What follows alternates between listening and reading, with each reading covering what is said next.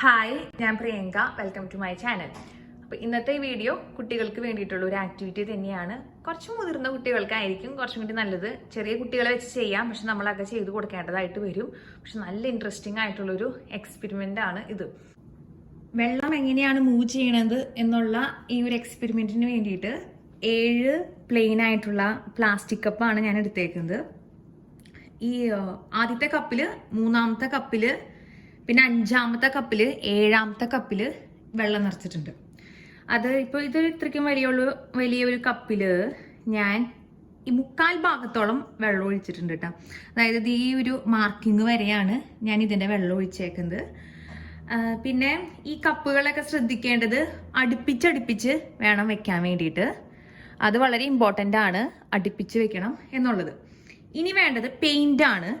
ഞാനിവിടെ red, blue, yellow 3 paint എടുത്തിട്ടുണ്ട്.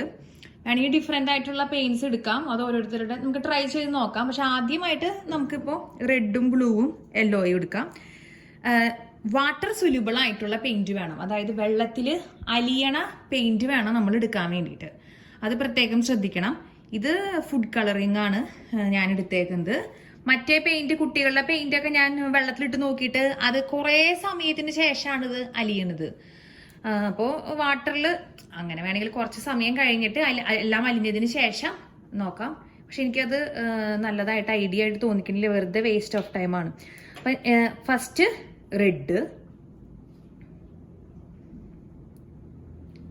Red ഇതിൻ്റെ ഉള്ളില് ഈ കപ്പില്, അതിനുശേഷം ഈ കപ്പില് ബ്ലൂ, ഈ കപ്പില് യെല്ലോ, ഈ കപ്പില് റെഡ്.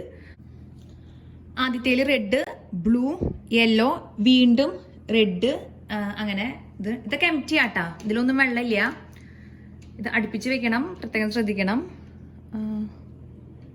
ഇനി ചെയ്യേണ്ടത് ഇതുപോലത്തെ നമ്മുടെ പേപ്പർ ടവല്, കിച്ചൺ ടവലില്ലേ, പേപ്പർ ടവല്, അത് ഇതുപോലെ കട്ട് ചെയ്തെടുക്കണം.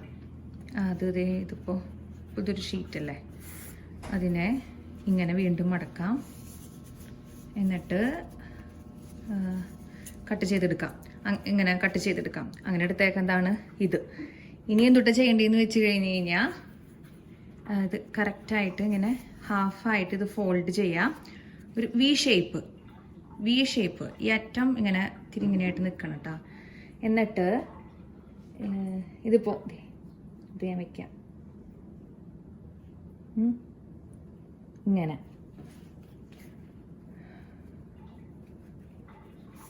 അങ്ങനെ എല്ലാവരും വയ്ക്കുക കേട്ടോ.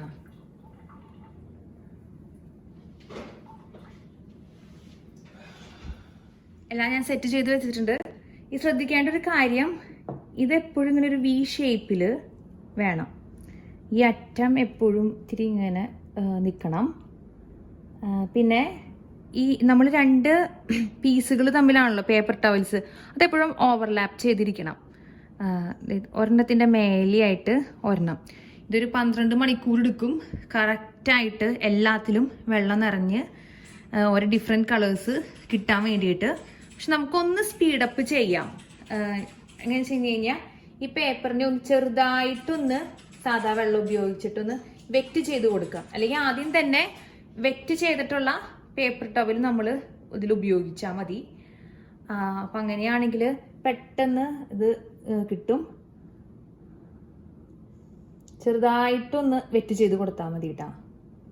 ഇതിപ്പോൾ ഈ സൈഡിൽ ഇത് യെല്ലോ ഒക്കെ പെട്ടെന്ന് കയറി പിടിച്ചു. പിന്നെ കുറച്ച് ഡാർക്ക് ഷെയ്ഡിൽ എപ്പോഴും നല്ലതാ കളേഴ്സ്.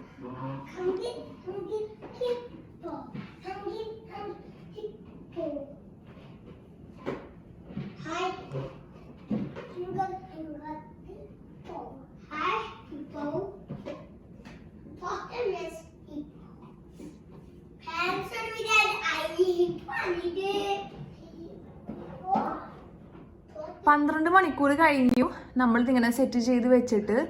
ഇപ്പോൾ എല്ലാ കപ്പുകളിലും ഒരുവിധം ഈക്വൽ ആയിട്ട് വാട്ടർ ഉണ്ട്, വെള്ളം വന്നിട്ടുണ്ട്. മാത്രമല്ല നമുക്ക് കണ്ടു കഴിഞ്ഞാൽ മനസ്സിലാവും, റെഡും ബ്ലൂവും ചേർന്ന ഒരു പർപ്പിൾ ഷെയ്ഡ്, പിന്നെ കറക്റ്റ് ഗ്രീൻ കളർ വന്നിട്ടുണ്ട്, ബ്ലൂവും യെല്ലോയും മിക്സ് ആയിട്ട്. അതുപോലെ തന്നെ ഓറഞ്ചും നല്ല കറക്റ്റായിട്ട് വന്നിട്ടുണ്ട്, യെല്ലോയും ലാസ്റ്റത്തെ റെഡും വെച്ചിട്ട്. ഇങ്ങനെ ഈ കളേഴ്സ് തന്നെയൊന്നുമില്ല, പലതരത്തിലുള്ള കളേഴ്സ് നമുക്ക് വെച്ചിട്ട് നമുക്ക് ട്രൈ ചെയ്ത് നോക്കാം, എക്സ്പെരിമെന്റ് ചെയ്ത് നോക്കാം. അപ്പോൾ കണ്ട അടിപൊളിയായിട്ടുണ്ട്.